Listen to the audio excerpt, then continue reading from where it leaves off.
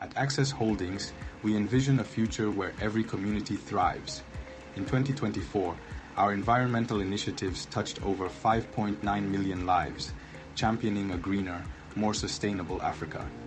Through our tree planting initiatives in communities across Nigeria, Ghana, Kenya, and Gambia, we've cut carbon emissions by 156 tons and installed waste receptacles to promote recycling, empowering 115,000 students with waste management skills.